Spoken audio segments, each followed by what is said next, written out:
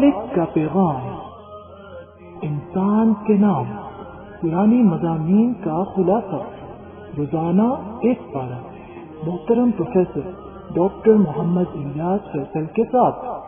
الحمدللہ وکفا والصلاة والسلام علی سید الرسل وخاتم الانبیاء وعلی آلہ واصحابہ نجوم الہدى۔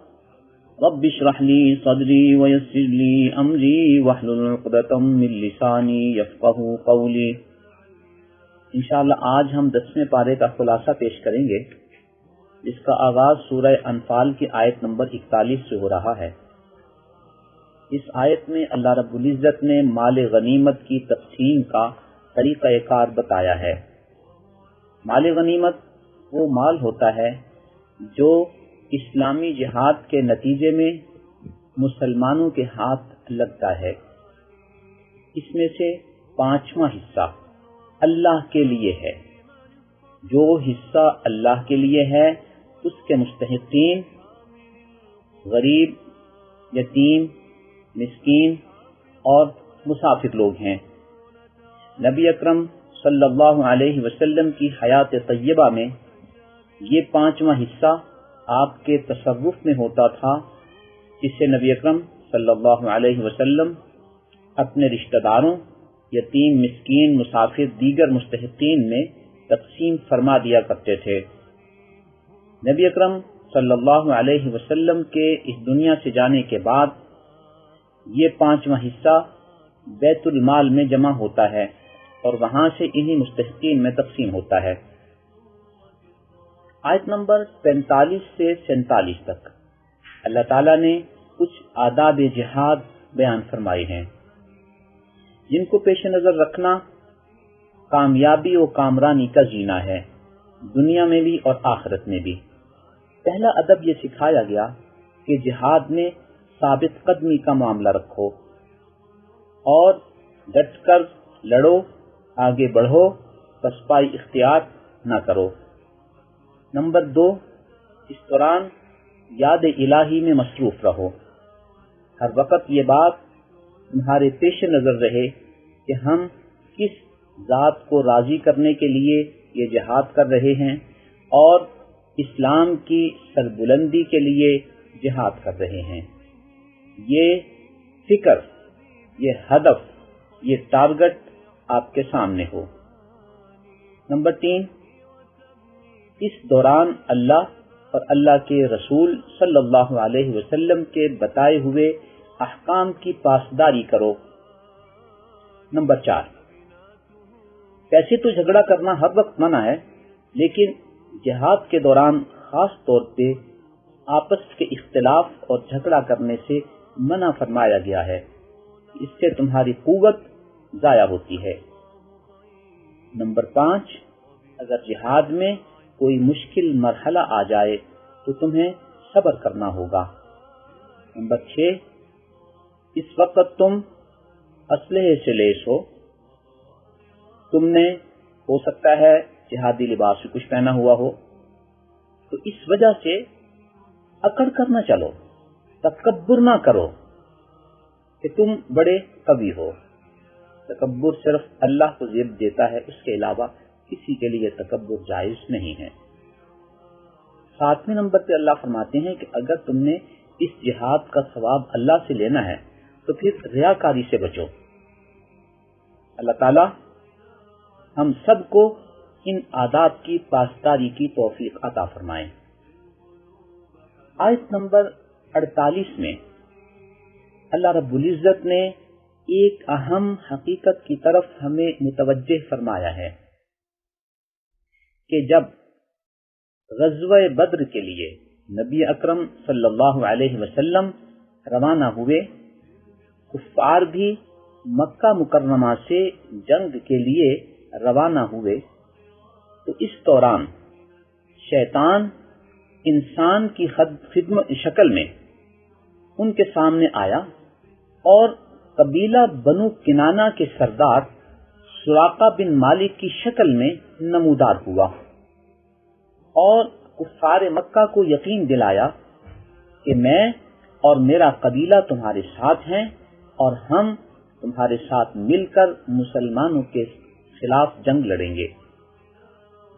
اور اس نے وہاں پہنچ کر بھی حارث بن ہشام نامی ایک کافر سردار کا ہاتھ پکڑا ہوا تھا بدر کے میدان میں۔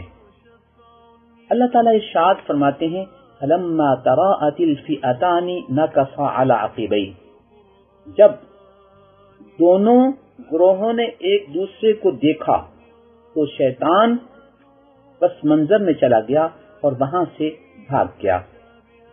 ہوا یوں کہ جب حضرت جبریل علیہ السلام اور کچھ فرشتے مسلمانوں کی مدد کے لیے، ان کے اطمینان کے لیے، ان کی خوشی کے لیے جہاد میں تشریف لائے، شیطان ان کو دیکھ کر پہچان گیا اور فرشتوں نے بھی اسے دیکھ لیا۔ یہ دیکھتے ہی اس شیطان نے حارث بن ہشام کا ہاتھ چھوڑا اور بھاگنے لگا۔ حارث بن ہشام نے وجہ پوچھی تو اس نے کہا کہ اب میں یہاں تمہارے ساتھ نہیں رہ سکتا، اور وہ اس میدان سے بھاگ گیا۔ کفار کی شکست کے بعد لوگوں میں یہ بات مشہور ہوئی کہ جہاں کفار مکہ کو شکست ہوئی ہے وہیں بنو کنانہ اور بنو کنانہ کے سردار سراقہ بن مالک کو بھی شکست ہوئی ہے۔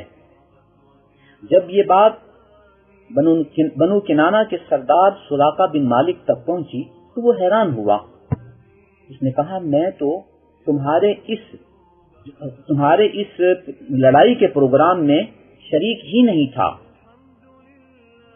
لوگوں نے کہا آپ تو فلاں شخص کا ہاتھ پکڑے ہوئے اس لڑائی میں شریک تھے۔ نے کہا میں تو شریک نہیں ہوا، میں تو آیا ہی نہیں۔ اللہ رب العزت نے اس صورت حال کا راز کھولا کہ وَإِذْ زَيَّنَ لَهُمُ الشَّيْطَانُ أَعْمَالَهُمْ، آیت نمبر 48 ہے سورہ انفال کی، کہ شیطان انسان کی شکل میں نمودار ہو کر ان کو ترغیب دے رہا تھا کہ تم مسلمانوں کے خلاف لڑائی کے لیے نکلو۔ اس سے ایک بات واضح ہوئی کہ بعض اہم مقامات پہ شیطان انسان کی شکل میں نمودار ہو کر انسانوں کو گمراہ کرتا ہے۔ شرکیہ مراکز میں یہی صورتحال عموماً درپیش ہوتی ہے کہ وہاں شیطان مختلف روپ دھار کر ان شرک کرنے والوں کے سامنے آتا ہے اور ان کی حوصلہ افزائی کرتا ہے۔ یہ شرک کرنے والے سمجھتے ہیں کہ شاید ان کی ملاقات کسی بزرگ اور ولی سے ہوئی ہے، غلام بابے سے ہوئی ہے، جو سفید لباس پہنے ہوئے، سفید داڑھی رکھے ہوئے، خوبصورت شکل میں وہاں ہمیں ملا تھا اور اس نے یہ بات ہمیں بتائی تھی۔ یوں شیطان اس طرح کا روپ دھار کر انسانوں کو شرک کی طرف مائل کرتا ہے۔ اس طرح کی اور بھی مختلف مثالیں اسلامی تاریخ میں ملتی ہیں۔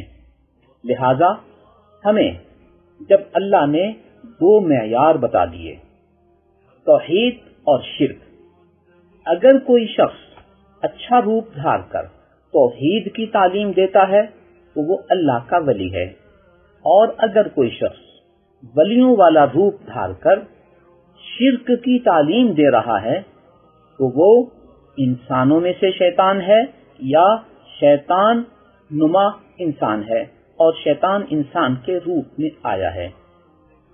آیت نمبر 50 سے 55 تک اللہ رب العزت اس بات کا اعلان فرماتے ہیں کہ جب اللہ کے دشمن اور کافر کی موت آتی ہے تو یہ وہ وقت ہوتا ہے کہ جب سے اس کے اعمال کے نتائج اور اس کی سزا کا سلسلہ شروع ہو گیا۔ اب فرشتے اس کی جان نکال رہے ہوتے ہیں اور اس کے چہرے پر، اس کی پشت پر پٹائی کر رہے ہوتے ہیں اور بتاتے ہیں کہ یہ تمہارے اعمال ہیں جن کی وجہ سے ہم تمہاری جان اس حالت میں لے رہے ہیں۔ آگے اللہ تعالیٰ نے عام ہے تمہارا انجام بھی انہی جیسا ہوگا۔ آیت نمبر 56 سے آیت نمبر 66 تک اللہ رب العزت نے جنگ و صلح کے حالات کے مختلف آداب بتائے ہیں۔ ایک نمبر پہ جب مسلمانوں کی کسی بھی طبقے کے ساتھ صلح ہو جائے اور وہ طبقہ اس صلح کی خلاف ورزی کرے اور بار بار خلاف ورزی کرے، تو اللہ فرماتے ہیں کہ اب جب تمہارا ان کے ساتھ آمنا سامنا ہو تو ان کو اس معاہدے کی خلاف ورزی کرنے کی پاداش میں عبرتناک سزا دو۔ کیوں کہ معاہدہ ایک احترام باہمی ہوتا ہے جس کے نتیجے میں طے شدہ اور متفق علیہ اصولوں کی پاسداری کی جاتی ہے۔ تو جو کفار ان اصولوں کو ٹھکرا دیتے ہیں وہ کسی مزید تعاون یا اچھائی کے مستحق نہیں رہے۔ نمبر 2، معاہدے کے بعد اگر مسلمانوں کو کفار کی طرف سے غداری کا خدشہ ہو تو اللہ فرماتے ہیں تمہیں اختیار ہے کہ تم ان کے معاہدے کو ریجیکٹ کر دو، اس لیے کہ اللہ کا اصول ہے اللہ خیانت کرنے والوں کو پسند نہیں کرتے۔ اگر ان کی طرف سے خیانت کا خطرہ ہے تو تم اس معاہدے سے دستبردار ہو سکتے ہو۔ نمبر 3، اللہ فرماتے ہیں کہ اگر تم نے دنیا میں عزت کے ساتھ رہنا ہے تو جدید ترین اسلحے کے حصول کے لیے جنگی تیاری کو جاری رکھو تاکہ دشمن پر تمہارا رعب قائم رہے۔ اور اللہ فرماتے ہیں کہ کچھ اسلحے کی وہ چیزیں ہیں جو آج تمہارے سامنے ہیں، لیکن وآخرین من دونہم لا تعلمونہم اللہ یعلمہم، ان تیاری کی چیزوں کے علاوہ کچھ ایسی بھی چیزیں ہیں جنہیں آج تم نہیں جانتے، اللہ جانتے ہیں۔ گویا اس سے اللہ رب العزت نے مسلمانوں کو ایسی چیزوں کے حصول کے لیے اور ان کو دریافت کرنے کے لیے جدید ترین اسلحے کی تیاری کے لیے اللہ رب العزت نے ان کو متوجہ کیا ہے اور ان کی حوصلہ افزائی کی ہے کہ تم نے کسی حد پہ جا کے رکنا نہیں بلکہ مزید سے مزید اور آگے سے آگے اپنی ترقی کو جاری و ساری رکھنا ہے۔ نمبر 4، اللہ فرماتے ہیں کہ اگر دشمن تم سے صلح کی پیشکش کرے تو تم اس کی پیشکش کو قبول کر لو۔ ہاں، یہ بات تمہارے ذہن میں رہے۔ نمبر 5، کہ تم بھی اللہ رب العزت کے احکامات کو پیش نظر رکھ کر چلو گے تو اللہ کی مدد تمہارے ساتھ ہوگی۔ جہاد کے حوالے سے چھٹی بات یہ ارشاد فرمائی گئی کہ کم سے کم مسلم فوج کے اندر اتنا اعتماد ہونا چاہیے کہ وہ اپنے سے 2 گنا فوج پر غلبہ پا سکتی ہے۔ آگے کچھ مزید جہاد کے حوالے سے اللہ رب العزت کی تعلیمات ہیں جو سورت کے آخر تک چلتی ہیں اور اس میں ہجرت کا تذکرہ بھی ہے۔ آگے سورہ توبہ کا آغاز ہوتا ہے جسے سورہ براءت بھی کہتے ہیں۔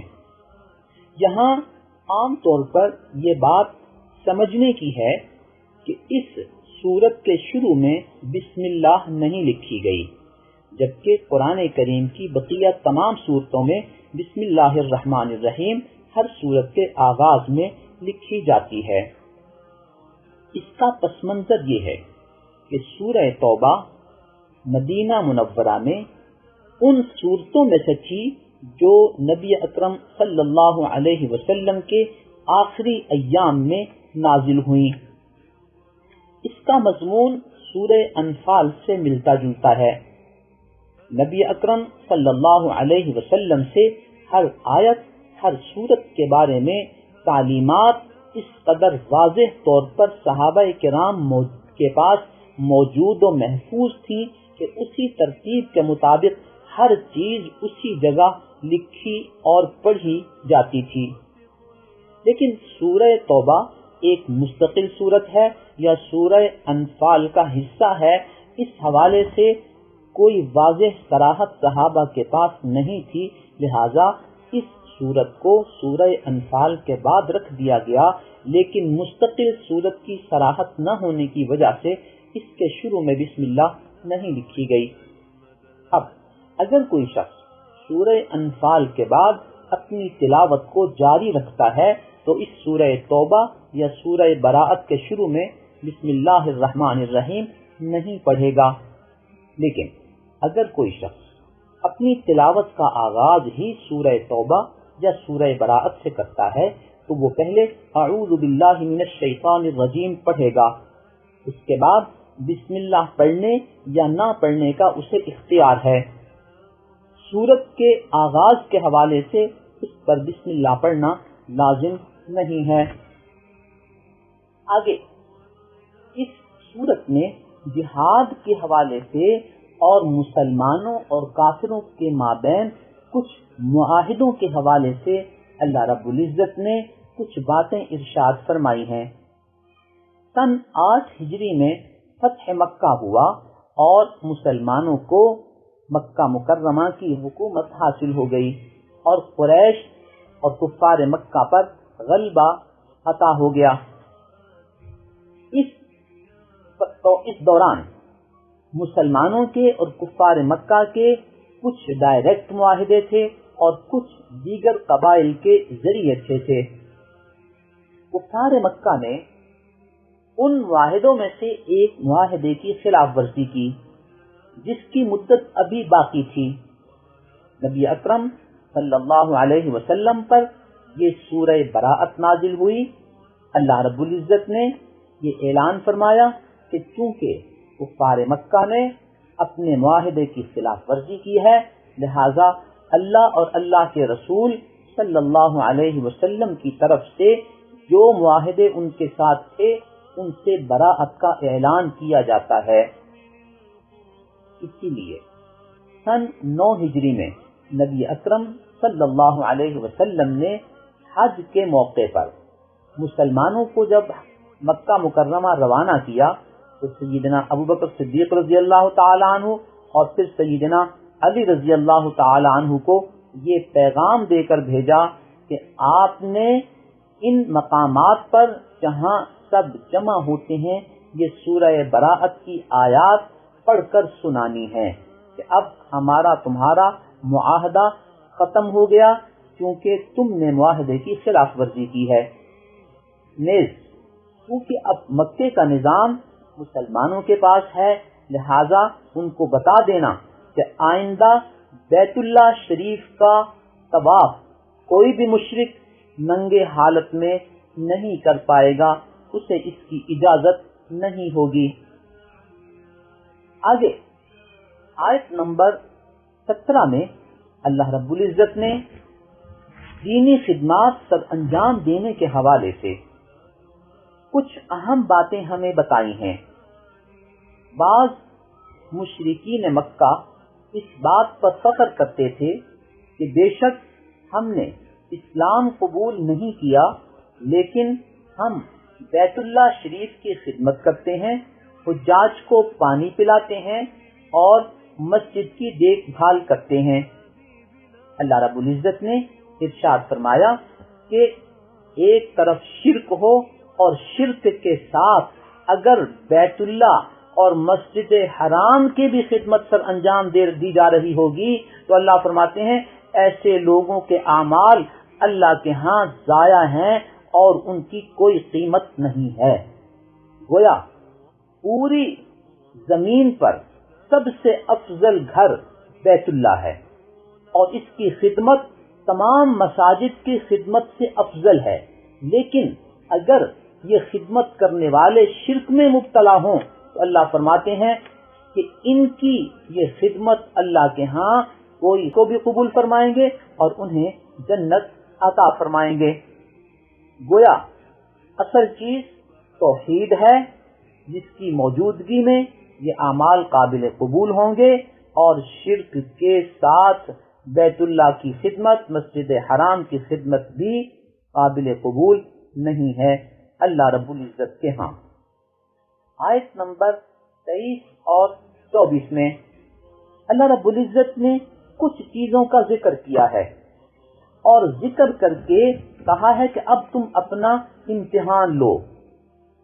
اگر تمہیں اللہ زیادہ محبوب ہے تو تم اللہ کے پسندیدہ ہو، اور اگر تمہیں یہ چیزیں زیادہ پسند ہیں تو پھر سمجھ لو کہ اللہ تم سے ناراض ہے، اور تم کسی وقت اللہ کی گرفت میں آ سکتے ہو۔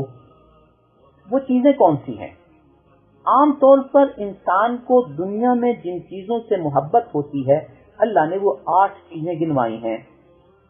انسان کو اپنے والدین، آباء و اجداد کے ساتھ محبت ہوتی ہے، انسان کو اپنی اولاد کے ساتھ محبت ہوتی ہے، بھائی بہن اور فیملی کے ممبران سے محبت ہوتی ہے، خاوند بیوی کی آپس کی محبت ہوتی ہے، خاندان کی محبت ہوتی ہے، مال کی محبت، تجارت اور بزنس کی محبت، اپنے گھر کی محبت۔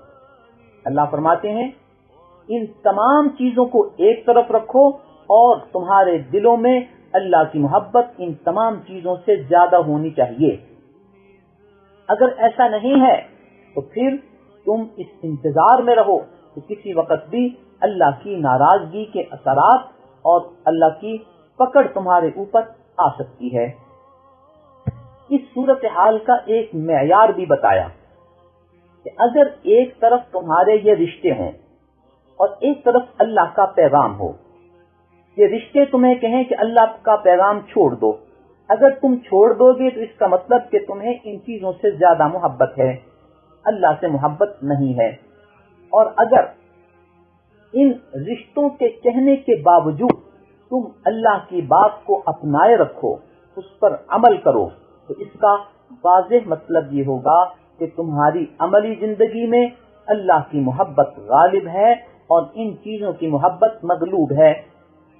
یوں ان چیزوں کی محبت سے نہیں روکا گیا، بلکہ روکا اس بات سے گیا ہے کہ یہ محبتیں اللہ کے احکامات کے قبول کرنے میں، ان پر عمل کرنے میں رکاوٹ نہیں ہونی چاہیے۔ یوں جب ایمان و کفر کا مقابلہ ہوگا، نیکی اور بدی کا مقابلہ ہوگا، تو اس وقت حقیقت حال واضح ہو جائے گی کہ انسان کا پلڑا ایمان کے کھاتے میں ہے یا کفر کے کھاتے میں ہے۔ انسان کا پلڑا نیکی کے کھاتے میں ہے تو وہ اللہ سے محبت کرنے والا ہے، اگر بدی کے کھاتے میں ہے اور یہ چیزیں اس کا سبب بن رہی ہیں تو گویا ان چیزوں سے اسے محبت زیادہ ہے اور وہ ان چیزوں کو چھوڑنے کے لیے تیار نہیں ہے۔ آیت نمبر 25 سے آیت نمبر 28 تک اللہ رب العزت نے فتح مکہ کے بعد بعض دیگر قبائل سے جب مسلمانوں کا آمنا سامنا ہوا تو اس وقت کی صورتحال کا نتیجہ اللہ رب العزت نے اس طرح بیان فرمایا کہ اللہ تعالیٰ نے ہر جگہ تمہاری مدد کی ہے، لیکن جب تمہیں اپنی کثرت پر فخر ہو گیا، اپنے کثرت پر اعتماد ہو گیا، اور کچھ لوگوں نے یہ کہہ دیا کہ فتح مکہ کے بعد اب ہماری فوج تو بہت زیادہ ہے، لہذا اب ہمیں شکست نہیں ہوگی، تو گویا اللہ پر اعتماد کرنے کی بجائے تمہیں اپنی کثرت پر اعتماد ہو گیا۔ نتیجہ یہ ہوا کہ فتح مکہ کے بعد مسلمانوں کا آمنا سامنا غزوہ حنین کے انداز میں کچھ قبائل کے ساتھ ہوا۔ اس غزوے میں ابتداءً مسلمانوں کی فوج منتشر ہو گئی اور مسلمانوں کو کچھ پریشانی کا سامنا کرنا پڑا، اور نبی اکرم صلی اللہ علیہ وسلم کے ہمراہ چند صحابہ کرام رہ گئے، باقی اس صورتحال کی وجہ سے منتشر ہو گئے۔ رفتہ رفتہ وہ دوبارہ اکٹھے ہوئے، نبی اکرم صلی اللہ علیہ وسلم نے اللہ کے حکم سے مٹی اٹھائی اور اپنی مٹھی میں بھر کر ان کفار کی طرف پھینکی اور یہ جملہ ارشاد فرمایا، شاہت الوجوہ، شاہت الوجوہ۔ اس عمل کے نتیجے میں وہ مٹی ان کفار کے آنکھوں میں جا کر پڑی اور رفتہ رفتہ لڑائی کا پانسا پلٹا اور مسلمانوں کو اللہ تعالیٰ نے فتح عطا فرمائی اور مال غنیمت نصیب ہوا۔ یہ اس بات کا اشارہ تھا کہ کبھی بھی اپنی قوت، اپنی طاقت، اپنی کثرت پر اعتماد اور فخر نہ کیا کرو، اس کو اپناؤ، لیکن اعتماد اللہ کی ذات پر ہونا چاہیے۔ یہاں یہ بات واضح رہے کہ جب مسلمان فتح مکہ کے لیے مکہ مکرمہ پہنچے تو لشکر کی تعداد 10,000 مجاہدین تھے۔ جب نبی اکرم صلی اللہ علیہ وسلم مکہ مکرمہ فتح کرنے کے بعد غزوہ حنین کی طرف روانہ ہوئے اور آپ کو اطلاع ملی کہ کچھ قبائل مسلمانوں کے خلاف جمع ہو رہے ہیں اور وہ مسلمانوں کے خلاف لڑنا چاہتے ہیں، آپ کو جب تصدیق ہو گئی تو 10,000 پہلے والے مجاہدین اور مزید 2,000 حضرات مکہ مکرمہ سے شریک ہوئے اور 12,000 کی فوج اس علاقے کی طرف چلی جہاں کفار کی ایک تعداد مسلمانوں کے خلاف جنگ لڑنے کے لیے جمع ہو رہی تھی۔ تو اس بڑی تعداد کے باوجود ہلکی سی جو ذہن میں ایک بات آئی، اللہ رب العزت کی طرف سے اس پر متوجہ کر دیا گیا۔ آیت نمبر 29 سے 35 تک مشرکین کے لیے کچھ مزید ایسی باتیں بتائی گئیں کہ فتح مکہ کے بعد اب ان کے حوالے سے مسلمانوں کی پالیسی کیا ہوگی اور مسلمانوں کے قتال اور جہاد کی پالیسی کیا ہوگی۔ ایک تو یہ اعلان فرما دیا گیا کہ اب مشرکین کو مسجد حرام میں داخل ہونے کی اجازت نہیں ہے۔ اس کے ساتھ جہاد اور قتال کے حوالے سے مزید کچھ تعلیمات ان آیات میں ارشاد فرمائی گئی ہیں۔ ساتھ ہی ساتھ اہل کتاب یعنی یہود و نصارہ کے ساتھ بھی جہاد کے اسباب کو بیان کیا گیا کہ ان سے جہاد کیوں کیا جاتا ہے۔ بنیادی بات یہ تھی کہ انہوں نے اللہ رب العزت کی توحید کو قبول نہیں کیا تھا اور آج تک قبول نہیں کیا، وہ اپنے اسی شرک پر قائم ہیں اور اس سے بری ہونے کے لیے، اس کو چھوڑنے کے لیے ابھی تک تیار نہیں ہیں۔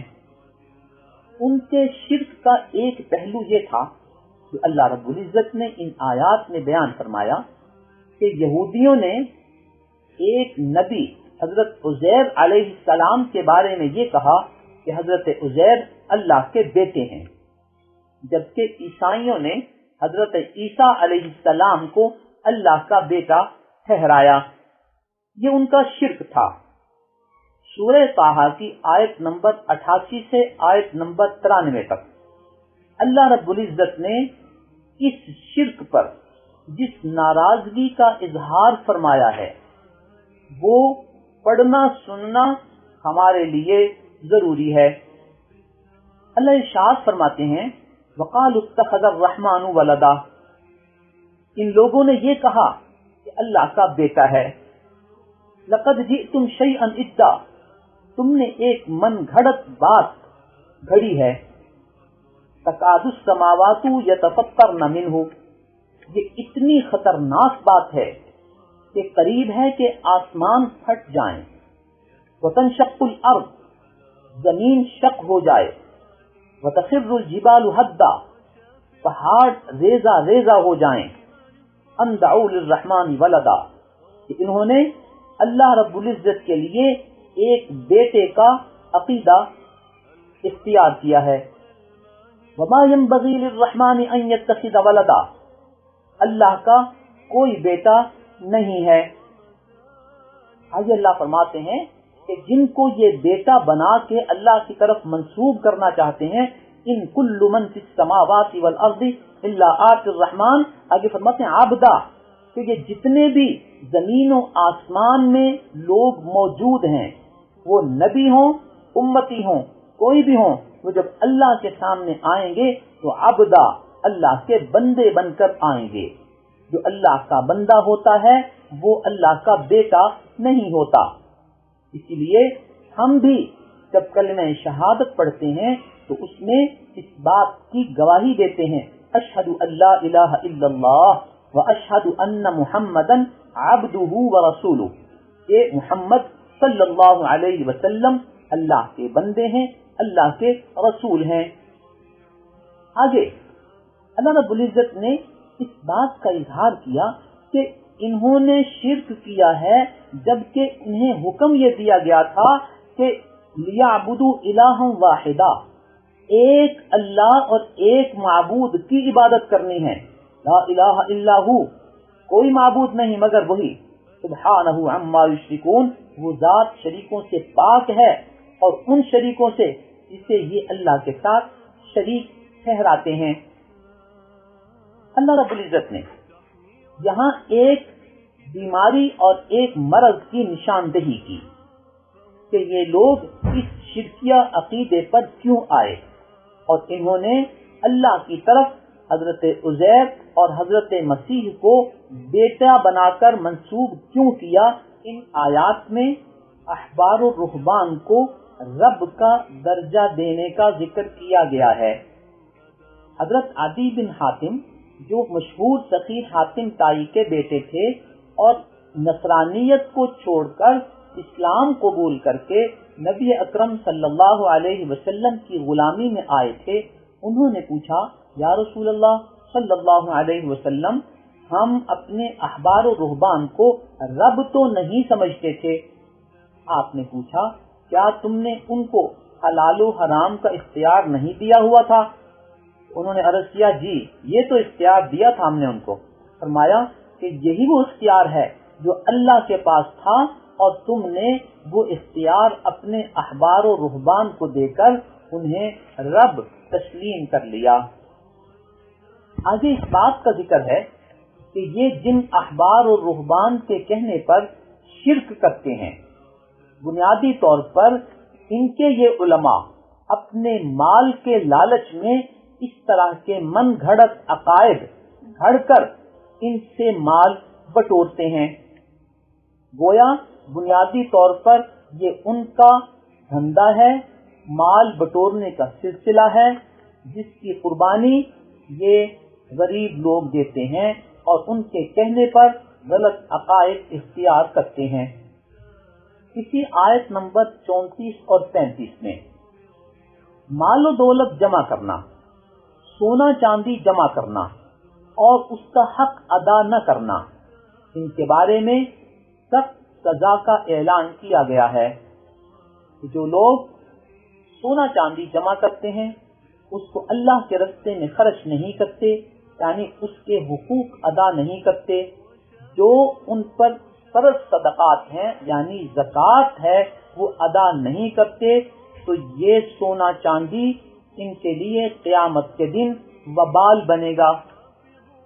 اللہ فرماتے ہیں کہ اس سونا چاندی کو جسے آج اس نے اپنے سینے سے لگایا ہوا ہے، قیامت کے دن اللہ اس سونے چاندی کو جہنم میں گرم کر کی زکوٰۃ ادا کرتے ہیں، جس کا اللہ نے ہمیں حکم دیا ہے۔ قرآن کریم میں 82 مقامات پر زکوٰۃ کی ادائیگی کی تاکید کی گئی ہے۔ خاص طور پر آج جن ایام اور جن حالات سے ہم گزر رہے ہیں، رمضان کا مبارک مہینہ بھی ہے اور ہمارے ملکوں کی جو حالات ہیں ان میں بھی غریب اور پسا ہوا طبقہ ان مشکل اور کٹھن حالات میں وقت گزار رہا ہے۔ ان حالات میں اللہ رب العزت نے جس کو توفیق دی ہے اسے چاہیے کہ اپنی زکوٰۃ کا حساب کرے اور ان لوگوں تک یہ مال پہنچا کر ان کی اس پریشانی میں ان کے ساتھ تعاون کرے۔ اس کے علاوہ جو لوگ اس وقت کسی وجہ سے پریشان ہیں، ان سب کے تعاون کا ہم سب کو فکر کرنا چاہیے۔ آیت نمبر 48 سے 40 تک اللہ رب العزت نے اسلام کے لیے قربانی دینے کی ترغیب دی ہے کہ جب اسلام کے لیے تمہیں اس بات کا کہا جائے کہ اب میدان عمل میں اترو، اب اسلام کو تمہاری جان کی ضرورت ہے، تمہاری جد و جہد کی ضرورت ہے، جہاد میں شرکت کی ضرورت ہے، تو اس وقت سستی نہ کیا کرو۔ ایک مثال نبی اکرم صلی اللہ علیہ وسلم کی بتائی گئی کہ دیکھو نبی اکرم صلی اللہ علیہ وسلم کن مشکل اور کٹھن حالات میں مکہ مکرمہ سے ہجرت کر کے مدینہ منورہ پہنچے اور جان کو ہتھیلی پہ رکھے رکھا۔ سب سے پہلے کفار نے قتل کا منصوبہ بنا لیا تھا اور اس کے لیے افراد کا تعین بھی کر لیا تھا۔ آخری وار کے طور پہ آپ صلی اللہ علیہ وسلم کے گھر کا محاصرہ بھی کر لیا تھا کہ جب صبح نبی اکرم صلی اللہ علیہ وسلم اس گھر سے باہر قدم رکھیں گے تو آپ کو قتل کر دیا جائے گا۔ محاصرہ ہو چکا، لوگ گھر کے باہر جمع ہیں۔ ان حالات میں اللہ رب العزت کے حکم سے نبی اکرم صلی اللہ علیہ وسلم اپنے گھر سے نکلے اور اللہ نے آپ کو ان کی نظروں سے محفوظ رکھا۔ جب آپ وہاں سے نکلنے میں کامیاب ہوئے اور صبح ان کو اس بات کا اندازہ ہوا کہ آپ تو یہاں سے روانہ ہو چکے ہیں، تو انہوں نے مکہ مکرمہ کے چاروں اطراف لوگ پھیلا دیے کہ جو بھی نبی اکرم صلی اللہ علیہ وسلم کی خبر لے کر آئے گا یا آپ کو پکڑ کر لائے گا اسے 100 اونٹ انعام میں دیے جائیں گے۔ مختلف لوگ اس انعام کے حصول کے لیے مختلف اطراف اور مختلف رستوں پر دوڑتے رہے۔ ساتھ ہی ساتھ جب نبی اکرم صلی اللہ علیہ وسلم کا قیام غار ثور میں تھا، اس وقت کچھ کفار کے دستے غار ثور کے دھانے تک پہنچ گئے۔ حضرت ابوبکر صدیق رضی اللہ تعالی عنہ فکر مند ہوئے کہ اب تو اگر انہوں نے صرف نیچے نظر دوڑا لی تو وہ ہمیں پکڑ لیں گے، ہم تو غار میں بند ہیں، ہمارے لیے دائیں بائیں نکلنے کا بھی کوئی رستہ نہیں ہے۔ جب انہوں نے اس پریشانی کا اظہار کیا تو نبی اکرم صلی اللہ علیہ وسلم جو اللہ کے حکم سے اس رستے پر روانہ ہوئے تھے، آپ کو اللہ پر اتنا یقین تھا جو نبیوں والا یقین ہوتا ہے، آپ نے حضرت ابوبکر صدیق کو تسلی دی، لا تحزن، آپ فکر مند نہ ہوں، غمگین نہ ہوں، ان اللہ معنا، اللہ ہمارے ساتھ ہے۔ پھر اللہ فرماتے ہیں وَأَيَّدَهُ بِجُنُودٍ لَّمْ تَرَوْهَا، اللہ نے نبی اکرم صلی اللہ علیہ وسلم کی مدد فرمائی ایسے لشکروں کے ساتھ جسے تم نہیں دیکھ سکتے تھے۔ یوں وہ دستہ جو غار ثور کے دھانے تک پہنچ چکا تھا، اللہ تعالیٰ نے ان سے نبی اکرم صلی اللہ علیہ وسلم کی حفاظت فرمائی۔ جب آپ نکل کر مدینہ منورہ کی طرف روانہ ہوئے تو پھر ایک ایسا مرحلہ آیا کہ ان پیچھا کرنے والوں میں سے ایک شخص نے نبی اکرم صلی اللہ علیہ وسلم اور سیدنا ابوبکر صدیق اور ان کے غلام کو رستے پر چلتے ہوئے دیکھ لیا۔ اس پر بھی اللہ تعالیٰ نے کس طرح آپ کی حفاظت فرمائی کہ یہ شہسوار جب آپ کے قریب ہوا تو اس کے گھوڑے کے پاؤں زمین میں دھنس گئے۔ پھر وہ نکلا، پھر اس نے کوشش کی، مختلف کوششوں کے باوجود جب وہ ناکام ہوا تو اسے اس بات کا احساس ہوا کہ نبی اکرم صلی اللہ علیہ وسلم اللہ کے سچے نبی ہیں اور ان کو پکڑنا کسی انسان کے بس کی بات نہیں. وہ آپ کی خدمت میں حاضر ہوا، معذرت کی، اور نبی اکرم صلی اللہ علیہ وسلم نے ان کو ایک آنے والے وقت میں انعام کا وعدہ بھی فرمایا. آیت نمبر 43 سے آیت نمبر 59 تک غزوہ تبوک کے حوالے سے کچھ منافقین کا تذکرہ ہے. تبوک مدینہ منورہ سے تقریباً 700-750 کلومیٹر کے فاصلے پر ہے. ایک لمبا سفر تھا، گرمیوں کے دن تھے، رستہ بھی ہموار نہیں تھا. ان مشکل حالات میں جب مسلمانوں کو جہاد کے لیے نکلنے کا حکم دیا گیا تو منافقین نے نبی اکرم صلی اللہ علیہ وسلم کی خدمت عالیہ میں حاضر ہو کر اجازت لینی شروع کر دی کہ ہمارا فلاں عذر ہے، ہماری فلاں مجبوری ہے، لہذا آپ ہمیں استثناء قرار دے لیں. نبی اکرم صلی اللہ علیہ وسلم نے کمال شفقت سے انہیں اجازت دے دی. اللہ رب العزت کی طرف سے وحی نازل ہوئی کہ یہ وقت تھا کہ واضح ہو جاتا کون سچا مومن ہے، کون جھوٹا مومن ہے، کون مومن ہے، کون منافق ہے. لہذا آپ کی اس اجازت دینے کی وجہ سے وہ مرحلہ جو فیصلہ کن تھا اب وہ پھر سے مخفی ہو گیا. اس وحی کے نزول کا آغاز ایک مبارک لفظ سے ہو رہا ہے، عفا اللہ عنک. اللہ نے آپ کو معاف کر دیا ہے، اللہ نے آپ سے درگزر کر دیا ہے. پھر بعد میں فرمایا لما اذنت لهم، آپ نے ان کو اجازت کیوں دی؟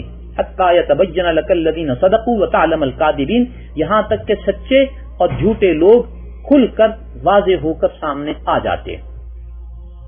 اس طرح کی آیات سے ہمیں یہ سبق لینا چاہیے کہ جب اللہ رب العزت کسی چیز کے حوالے سے متوجہ فرماتے ہیں تو پہلے اپنی معافی کا اعلان فرماتے ہیں.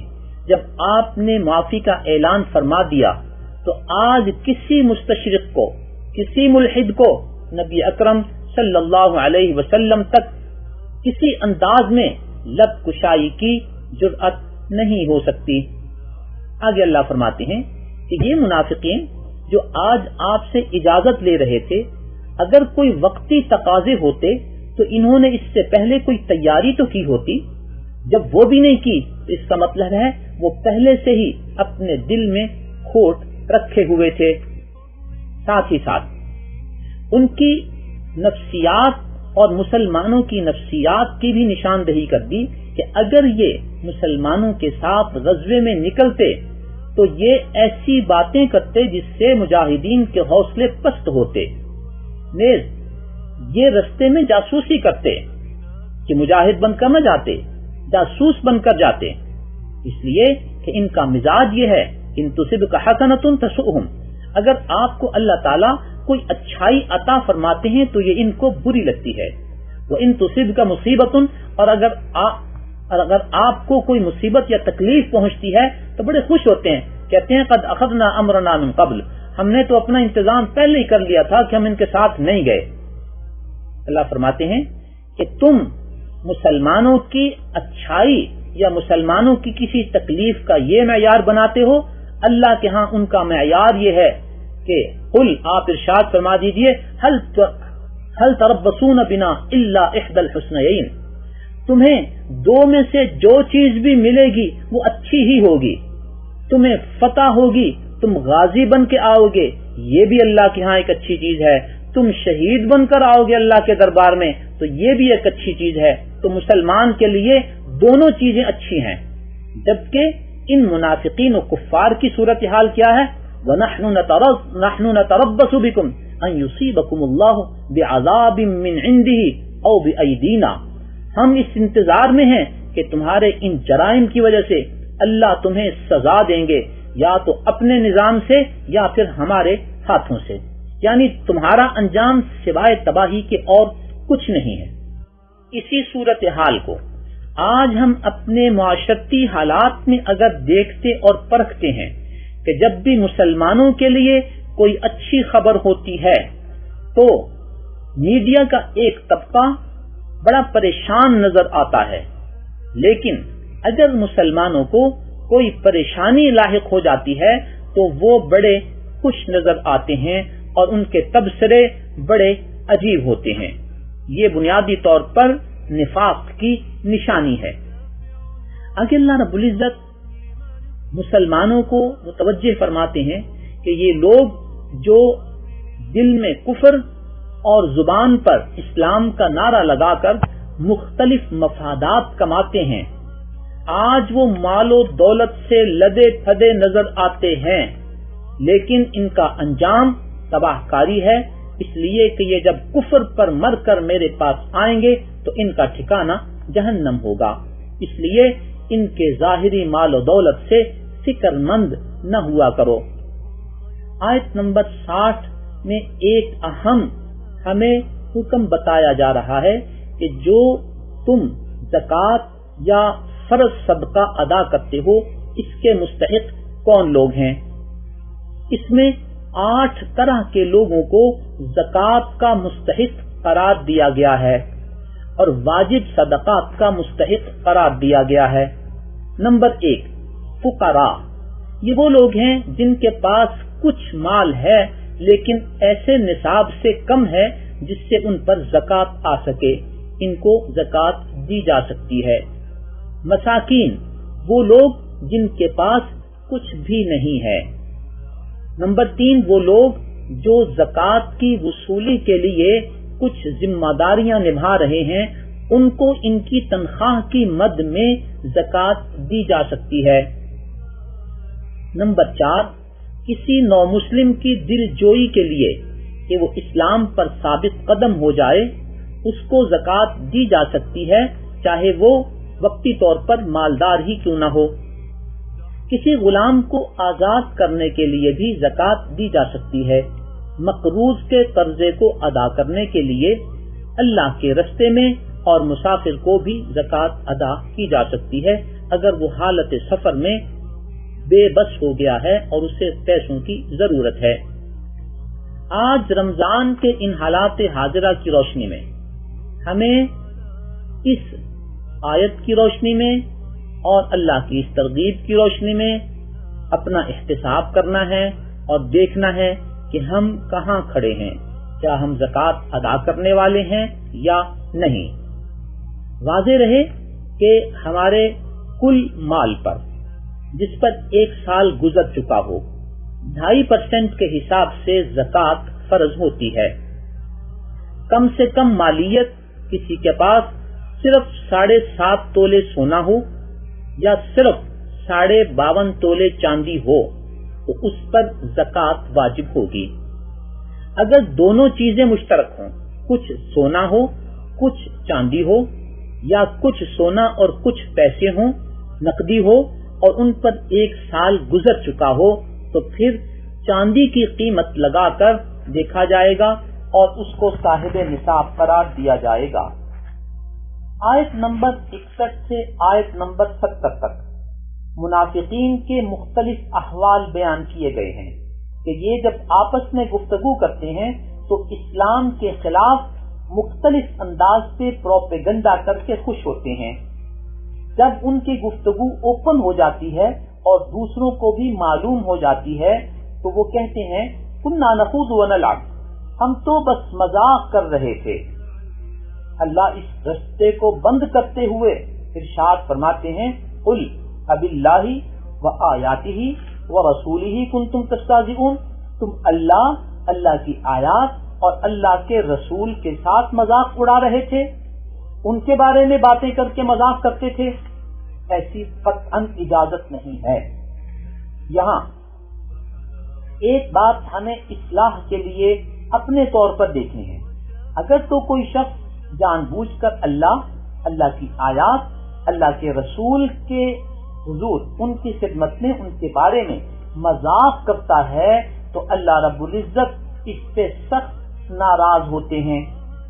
اور آج کل ہم جو لطیفے سنتے اور سناتے ہیں، لکھتے اور لکھاتے ہیں، یا شیئر کرتے ہیں تو ہمیں اس بات کو پیش نظر رکھنا ہے، کیا یہ لطیفہ اللہ رب العزت کے بارے میں تو نہیں ہے؟ کیا اسلام کی آیات کے بارے میں تو نہیں ہے؟ اسلام کے متعلق مختلف چیزیں وہ اسلام کی اور اللہ کی آیات ہیں۔